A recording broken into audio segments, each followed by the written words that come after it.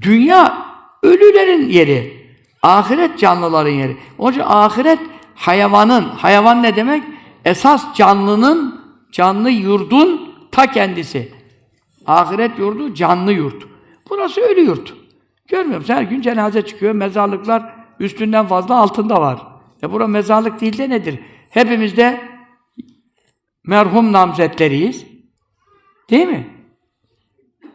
Dünyada 2 kişi var. Ya merhum namzedi. Ne oldu o zaman?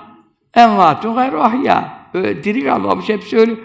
Bu insanların hepsine ölü gözüyle bak. Şuradakiler şu anda hepsi mezara girecek mi? Evet. Neresi canlılık yeri bura? Ölme yeri. Ölmek için geldik yani. Lidûlil mevti ve bnûlil harâb. Yıkılmak için bina yapın. Ölmek için doğurun. Melek böyle nida ediyor her sabah. Tamam mı? Yeryüzünde bir melek var. Başını unuttum mu bilmiyorum. Lehu melekun yunâdî külle yevmin. Toprakta bir melek var. Her gün bunu sesleniyor. Kalbinin kulağı açık olanlar duyuyor. Lidûlil mevti ve bnûlil harâbi. Ölüm için doğurun, yıkım için yapın. Sırrı budur. Onun için ahiret esas hayat.